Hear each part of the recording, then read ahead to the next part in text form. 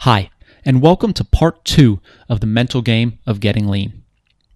While the first half of the course covered your beliefs about yourself, this half covers your beliefs about food and dieting. And here's the big idea for the second half of the course. You probably have some messed up beliefs about food and dieting that are holding you back from the body you deserve. Now that we've talked about some of the self-beliefs that may be holding you back, let's really dive in to some of the beliefs you may have around food, eating, and dieting that could be sabotaging your attempts to lose weight. We all have layers and layers of beliefs that we've built up around food and eating and dieting. And unfortunately, many of these beliefs come from the wrong places. Here's an example. Let's say you spend an hour watching TV while flipping through a magazine on the couch. Pretty realistic situation, right? Well, in that hour of time, you are liable to see at least a couple commercials for fast food, desserts, junk food, and booze.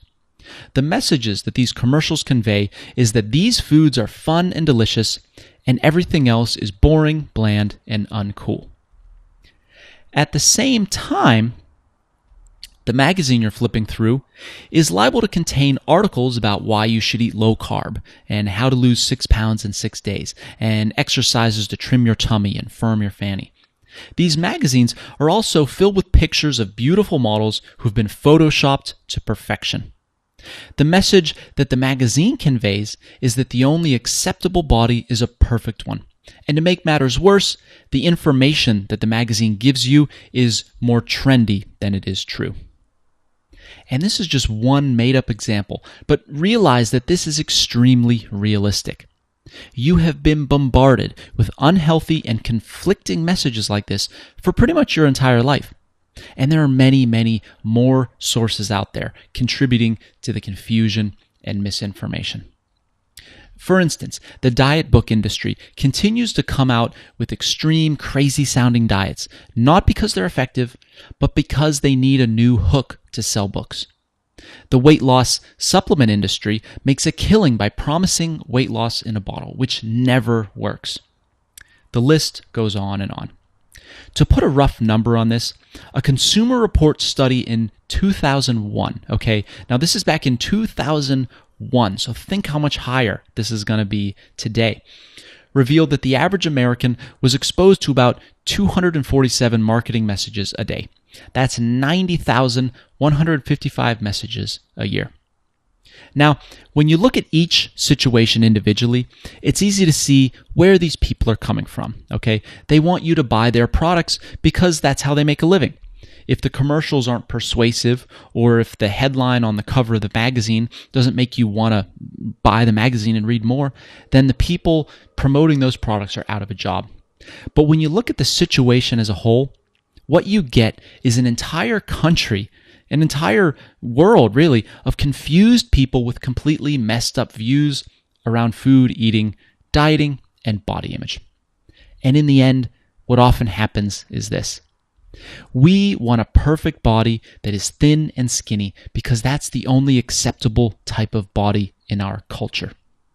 At the same time, we want to eat burgers and M&Ms and drink beer because we want to have fun and enjoy our lives.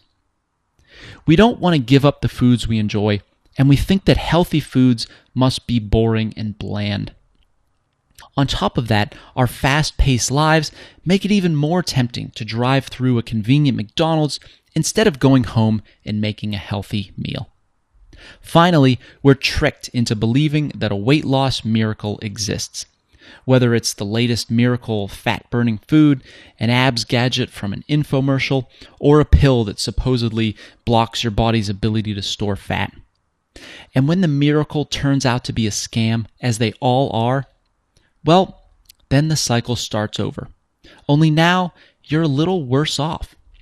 Your weight has probably yo-yoed a bit, going down by 10 to 15 pounds and back up by 10 to 20 pounds.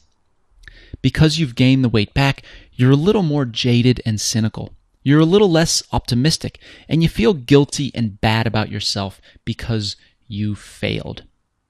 So in the end, what happens is you attach a good feeling to being thin, but a bad feeling to getting thin, which makes the very idea of losing weight and dieting seem miserable. Now, this situation obviously sucks, but I have some good news for you. The reality of the situation is actually a lot more positive than it seems. As I've tried to demonstrate in this video, all these different messages are confusing you with contradictory and often false information. But when we start to clear those things up, the idea of eating healthfully becomes a lot easier, simpler, and tastier than you might think. Let's get started.